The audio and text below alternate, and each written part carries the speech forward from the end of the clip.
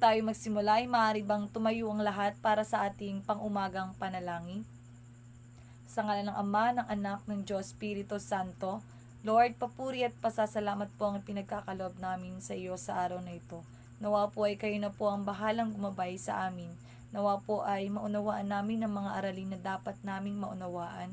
Kayo na rin po ang bahala sa mga naiwan sa aming tahanan. Nawa po ay maunawaan namin ang mga aralin sa araw na ito. Yun lamang po ang aming hinihiling sa pangalan ni Jesus. Amen. In the name of the Father, the Son, the Holy Spirit. Ayan! Magandang umaga mga bata.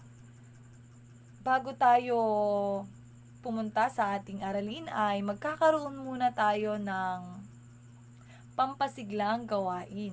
Pagbilang ko ng 3 ay sasabayan nyo ako, tayo ay aawit at sasayaw. Naiintindihan ba mga bata? Okay. 1, 2, 3. Chikading, palipad, lipad. Chikading, palipad, lipad. Ayan! Tunay ngang napakahusay ninyo mga bata. Ngayon ay, bago kayo umupo ay maaari bang pakipulot at pakiayos ng mga bangko? Bago tayo dumako sa ating aralin ay, magtatanong muna ako tungkol sa ating tinalakay noong nakaraang linggo. Yes, Jenny. Ano nga ulit ang tinalakay natin noong nakaraang linggo? Mahusay! Ang ating tinalakay noong nakaraang linggo ay tungkol sa panitikan sa panahon ng mga Hapon. Mga bata, batay sa inyong aktibidad na ginawa, ano sa tingin ninyo ang ating tatalakayin sa araw na ito? Yes, Edwin.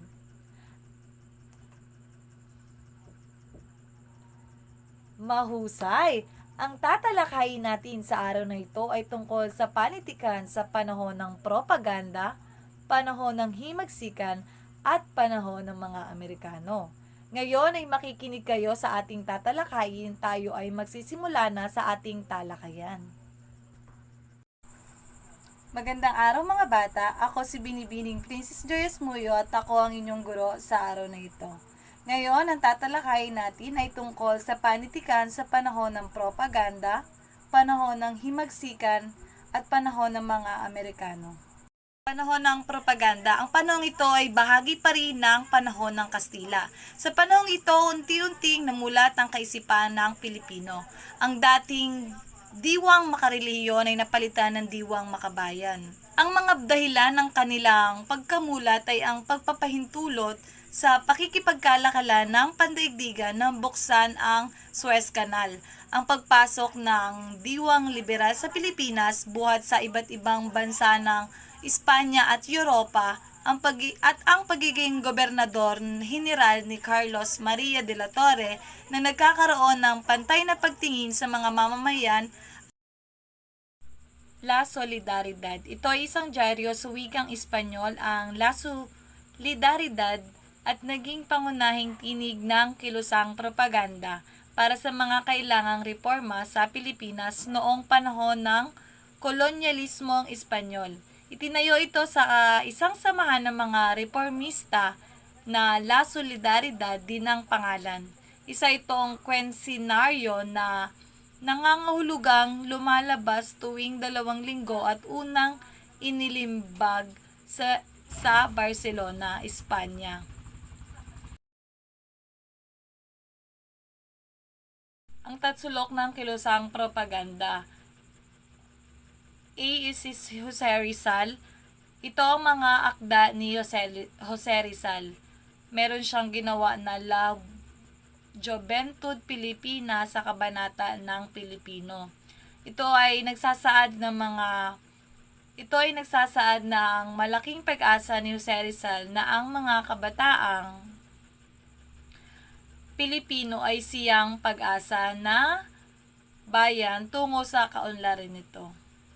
And sunod is Noli Me Tangere at El Filibusterismo at Mi Ultimo Adios. Yan yung mga halimbawa ng akda ni Jose Rizal. Sunod is si Marcelo H. Del Pilar. Ito naman ang kanyang mga akda. Si Marcelo H. del Pilar naman ay kilala rin bilang ang dakilang propagandista. Isang ilustrada noong panahon ng Espanyol, pinalitan niya si Graciano Lopez Hanya bilang patnugod ng La Solidaridad. Ang kanyang pangalan sa dyaryo ay Plaridel. Dasalan at tuksohan. Ito ay akdang huwig sa katisismo, subalit pagtuya laban sa mga praile na inilantad sa Barcelona noong 1888. Ang dasalan at tuksohan ay koleksyon ng mga akdang nagpaparodiya o gumagabay sa dasal ng katikismong itunuturo sa mga paring Espanyol. Isinulat ito ni Marcelo H. del Pilar bilang malikhain at matapang na pinagsisiwalat ng iprokrisya ng mga alagad ng simbahan. Halimbawa rin ito ay ang mabisang pangkasangkapan ni Del Pilar ng mga popular na anyong pampanitikan bilang lunsaran sa pagtulig sa otoridad. At palihim itong inimprenta at ipinakalat sa taong bayan. Naging napakalaganap nito kung kaya't kinondena ito ng Arcibispo Bernardino Nozaleda. Kabilang sa mga dasal na ginagad ni Del Pilar ay ang tanda ng Cara y Cruz, Panginoon kong Praile, Ama namin at Aba Ginoong Maria. Ang bahaging tuksohan ay paradeya sa anyong tanong-sagot ng pagtuturo ng katikista sa bagong pananampalataya. Makikita na ang mga binuhad ng katikismong nagpapaliwanag sa apat na biyayang natatamo mula sa regular na pagdalo sa misa. Sunod naman ay ang Kajingat Kayo. Ito ay isang pabiro o pauyang tuligsa sa lugon ni Pio C. Rodriguez sa Noli ni Rizal. Inilathala sa Barcelona noong 1888. Si Graciano Lopez Hanya ay siya ang nagtatag at punong patnugod sa diyaryong La Solidaridad. Ito naman ang mga akda ni Graciano Lopez Hanya. Yung Fray Botod. Ang Fray Botod ay katahang satiriko ni Graciano Lopez Jaena noong 1874. Tungkol ito sa isang paring Espanyol na ginagamit ang relihiyon upang apihin at abusuhin ang iba at upang busugin ang sarili sa pagkain sa lapi babae. Tapos, ang pangalan ng praile ay hango sa salitang Hiligaynon na botod na nanganghulugang bundat o malaki ang tiyan dahil sa sobrang pagkain.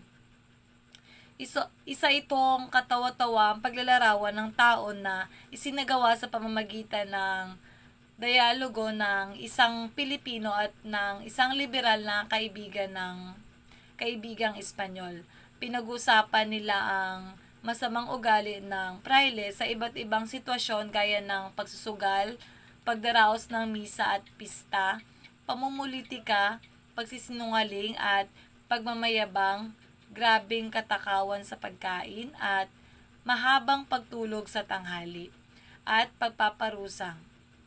Ilan sa mga ipinakitang ugali ay ang pagkakaroon nito ng relasyong immoral sa mga batang babae na pananakop at pagpaparusa sa mga estudyante, pagpapabaya sa kaniyang responsibilidad at bilang pari para makapagsugal at malupit na pagpaparusa sa isang manggagawang Indyo na hindi nakapagtrabaho sa kanya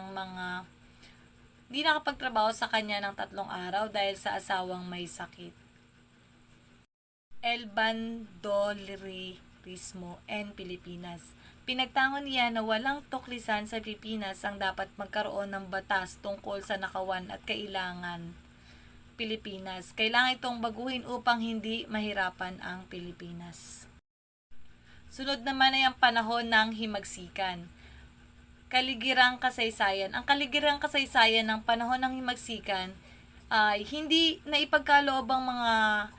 pa naipagkaloob sa mga Pilipino ang mga hinihinging pagbabago ng mga propagandista. Naging bingi ang pamahalaan at nagpatuloy ang pang-aapi, pagsasamantala at naging mahigpit sa mga Pilipino ang pamahalaan at simbahan.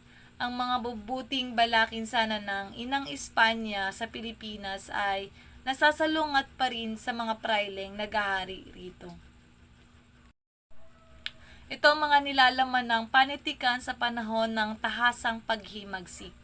Niyang pawang pagtuligsa sa pamahalaan at simbahan, pagbibigay payo sa mga Pilipino upang magkaisa at maghanda ng matamuang inaasam na kalayaan. Sunod naman ay si Andres Bonifacio. Si Andres Bonifacio ay kilala bilang ama ng demokrasyang Pilipino at ama ng katipunan. Hamak ang pinanggalingang kalagayan sa buhay ni Andres Bonifacio, kaya't sinasabing ang kanyang mga natutunan ay pawang galing sa paaralan ng karanasan, umanib o lumahok sa mga kilusang itinatag ni Jose Rizal ang La Liga Pilipina and lalong nakilala sa pagiging dakilang mandirigma kaysa manunulat. Ito naman ang mga akda ni Andres Bonifacio. Sunod naman ay ang mga akda ni Andres Bonifacio. Una ay ang katungkulang gagawin ng mga anak ng bayan. So, na ihahalin tulad sa 10 utos ng Diyos ang pagkakahanay ng kortilyang ito. Sunod ay ang huling paalam, salin sa Tagalog ni Mi Ultimo Adios. At sunod ang pag-ibig sa tinubuang lupa. Ito naman ay isang tulang naging katulad din ng mga pamagat ng kay Marcelo H. Del Pilar at ang pang-apat ay ang dapat mabatid ng mga Tagalog. Ito naman ay bumabanggit sa kasaysayan ng Pilipinas, ang kaunlaran na tinatamasa ng bansa bago dumating ang mga Kastila at mga kaapihan ng mga Pilipino sa kamay ng mga Kastila. At ang panglima ay katapusang hibak ng Pilipinas. Tulad ng pagpapahiwatig ng hinanakit ng bayan, kinatahani Bonifacio bilang pagpapatuloy sa tulong na napasimulan ni Hermenegildo Flores na may pamagat na hibik ng Pilipinas sa inang Espanya. Ito ay tinugon naman ni Marcelo H. Del Pilar sa kanyang tulong sa sagot sa hibik ng Pilipinas. And ang sunod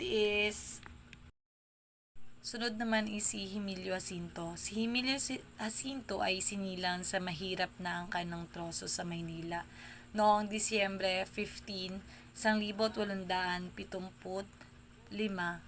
at gumagamit siya ng sagisag panulat na Di Masilaw, kinilala bilang utak ng katipunan. Siya ang tumatayong punong sanggunian ni Andres Bonifacio at katulong ni Andres Bonifacio sa pagtatag ng kilusang katipunan na naging patnugod sa pahayagan ng katipunan ng kalayaan. At ito naman ang mga akda ni Emilio Jacinto. Una ay Kartilya ng Katipunan. Ang Kartilya ng Katipunan ay mga kautusan para sa mga kasapi ng katipunan. Sunod ay ang Liwanag sa Dilim. Ito naman ang katipunan ng mga sanaysay ng iba't ibang paksa tulad ng pag-ibig sa bayan, kahalagahan ng paggawa at pagkapantay-pantay ng kalayaan at paniniwala. Sunod naman ay ang Ami Madre kung sa Tagalog is Sa Akin ang Ina. Ito naman ay isang tulang handog sa kanyang ina. At ang pang-apat ay Ala Patria, sa bayang tinubuan. Ito naman ang pahayag sa kanyang sinabi, ang ipinalalagay sa kanyang obra maestre. Ang sunod naman is si Apolinario Mabini. Si Apolinario Mabini ay nagmula sa Mariltang, Angkan. Isinilang siya noong Hulyo 22, 1864 sa Tanawan, Batangas. Nagtapos ng pagkamanananggol, siya ay isang utak ng himagsikan. Ipinatapon siya sa Guam ng mga Amerikano sapagkat ayaw niyang manumpa sa bandilang Amerikana. Namatay siya sa sariling bayan sa sakit na kolera. Ito naman ang mga akda ni Apolinario Mabini. Una, ang himagsikang Pilipino. Ito ay isang sanaysay na naglalarawan sa kababayan ng mga Pilipino sa pakikipaglaban. Pangalawa, sa bayang Pilipino. Ito naman ay isang tulang handog niya para sa bayan. Sunod ay ang pahayag. Ito naman ay hinango sa salitang manifesto. At ang pang-apat ay El Desarrollo y Caída de la República Filipina. Ang pagtaas at pagbagsak ng Republika Pilipino bilang 5, pagpapalit ng ilang titik sa alpabetikong Pilipino. At ang sunod naman natin ay si Jose Palma. Si Jose Palma ay sinilang noong ika-6 ng Hunyo, 1876 sa Londo. Nag-aral siya sa Ateneo de Manila at lumikha ng tulang liriko at ito ay tinipon sa isang aklat na pinamagatang Melancolicas, mga panindim. Pinakadakilang ambag ay ang pagkakalap ng titik sa tugtuging pambansa na pinamagatang Pilipinas. Yon. At ang sunod natin ay si Julian Felipe. So, ang may akda ng pambansang awit, kinilala bilang ama ng Marcha Nacional, isinilang siya noong Enero 28, 1861 sa kabinete, ang pahayagan ng panahon ng himagsikan. At ang huli ay ang panahon ng Amerikano, ang kaligirang pangkasaysayan. So, sa pagkapanalo ng laban nating mga Pilipino sa panunupil ng mga Kastila at tanda ng ating pagkalaya, naiwagayway ang ating bandila noong Hunyo 12, 1878 at dahil doon, nahirang bilang unang Pangulo si General Emilio Aguinaldo sa una ring Republika ng Pilipinas. Ngunit ang pagiging malaya natin ay naging panandalian lang sapagkat binenta pala tayo ng mga Espanyol sa mga Amerikano. At noon ay nagkaroon ng digmaan na kung saan napalupod si General Miguel Malvar noong 1903.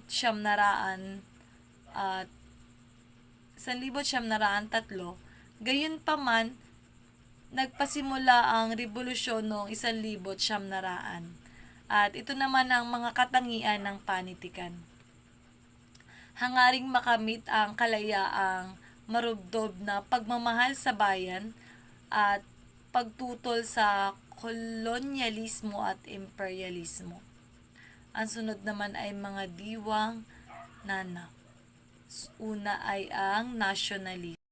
Ayan, may 3 pangkat ng manunulat. Una, makakastila. Si Cecilio Apostol ay may pinakamabuting tulang papuri kay Jose Rizal na obra maestre Rizal. At sunod ay ang Fernando Magguerrero, unang hari ng panulan sa Kastila, obra maestra Crisalidas ang mga higad. At sunod ay Panitikan sa Kastila. Si Jesus Balmore ay Batukiling, obra maestro El Recuerdo. Nahirang siyang poeta Lauredo sa wikang Kastila at sunod si Manuel Bernabe, Makatang Liriko Claro, M. Recto, obra maestro Baggio Los Cocoteros sa ilalim ng niyugan Trinidad Pardo de Tavera ang pagpasok ng Titikwat sa Abakadang Pilipino. At ang sunod ay si Adelina Guerrea, kauna-unahang makatang babae sa Pilipinas na magaling sa Kastila.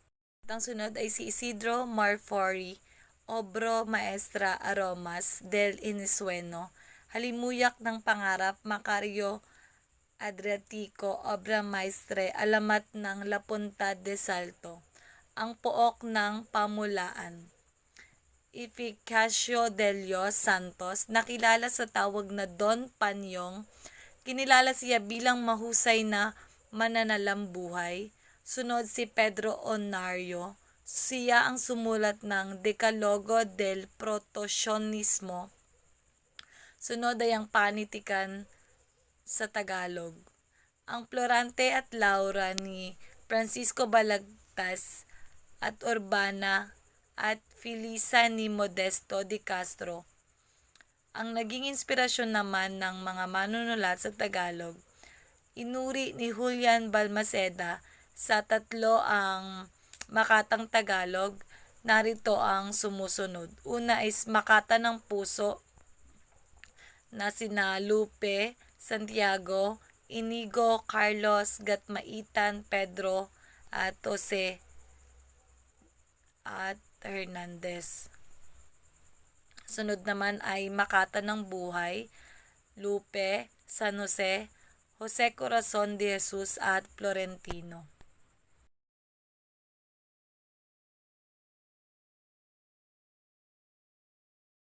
At dyan nagtatapos ang pag-uulat ko sa araw na ito. Maraming salamat sa inyo mga bata. At dyan nagtatapos ang ating talakayan sa araw na ito. Nawa ay may natutunan kayo mga bata. Ayan, dahil alam kong naunawaan ninyo ang ating tinalakay ay magbibigay ako ng pangkatang gawain. Ito ay magkakaroon tayo ng dula-dulaan. Ang hahatiin ko kayo sa 3 pangkat. At ang unang pangkat ang idudula ay tungkol sa panitikan sa panahon ng propaganda at ang pangalawang pangkat ay panitikan sa panahon ng himagsikan at ang ikatlong pangkat naman ay panitikan sa panahon ng Amerikano. Handa na ba kayo mga bata? Ayan, kung handa na kayo ay maaari na kayong pumunta sa inyong mga grupo at mag-usap-usap tungkol sa inyong gagawing dula-dulaan. Bibigyan ko kayo ng 5 minuto upang maghanda sa inyong presentasyon. Maaari nyo nang ipasa ang papel at si teacher na ang mag-check. Ngayon ay mga bata, kunin ninyo ang inyong assignment notebook at kopyahin ninyo ang idinikit ko sa pisara. Paalam na mga bata.